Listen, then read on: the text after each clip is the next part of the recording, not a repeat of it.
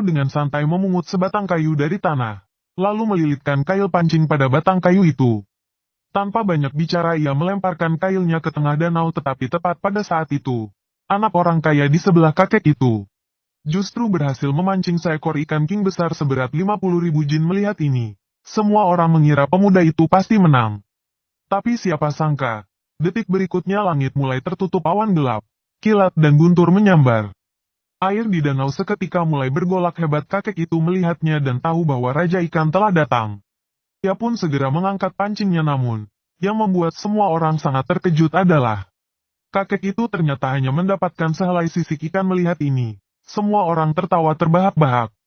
Saat itu, pemuda tersebut juga sangat percaya diri, mengklaim bahwa yang ia pancing adalah ikan king seberat 50.000 jin.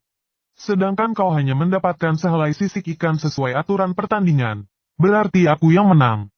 Selesai berbicara, ia langsung mematahkan batang kayu kakek itu menjadi dua, tetapi kakek itu dengan tenang berkata, "Tadi aku hanya tidak ingin memancing Raja Ikan itu, karena kalian begitu percaya diri merasa sudah menang. Maka aku akan memancing sekali lagi untuk kalian lihat." Selesai berbicara, kakek itu memungut batang kayu di tanah, dan seketika menggunakan energi sejati dalam tubuhnya, langsung menyambungkan kembali batang kayu yang patah menjadi dua itu. Melihat ini, para penonton pun tercengang. Siapa sangka, kakek itu kemudian melemparkan pancingnya ke danau hanya dalam sekejap mata.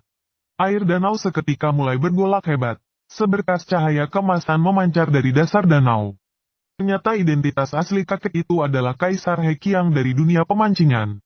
Tepat ketika ia memenangkan berbagai kompetisi memancing di seluruh negeri, putra, menantu, dan istrinya, dalam perjalanan untuk menghadiri kompetisi memancingnya, mengalami kecelakaan mobil. Akhirnya, ketiga orang di mobil itu tewas di tempat. Namun, ketika ia tiba di rumah sakit, hanya cucu perempuannya yang masih hidup, berpikir bahwa dirinya lah yang mencelakakan putra, menantu, dan istrinya. Kaisar He Qiang yang diliputi amarah, mengambil piala yang pecah di sampingnya, dan saat itu juga menghancurkan ibu jarinya sendiri. Sejak saat itu, Kaisar He Qiang tidak pernah lagi menyentuh joran pancing, melainkan menyembunyikan identitasnya dan menjadi seorang petani. Tetapi hari ini, ketika ia sedang menonton orang memancing, cucu perempuannya meneleponnya, mengatakan bahwa pacarnya sedang bertanding memancing dengan orang lain. Jika kalah, pacarnya harus menyerahkannya kepada orang lain. Mendengar ini, kakek itu segera menuju ke lokasi pertandingan. Benar saja, begitu kakek itu tiba di lokasi, ia melihat pacar cucunya sedang bertanding memancing ikan mas krucian dengan seseorang. Adapun aturan pertandingan di lokasi adalah, kedua pihak dalam waktu 3 jam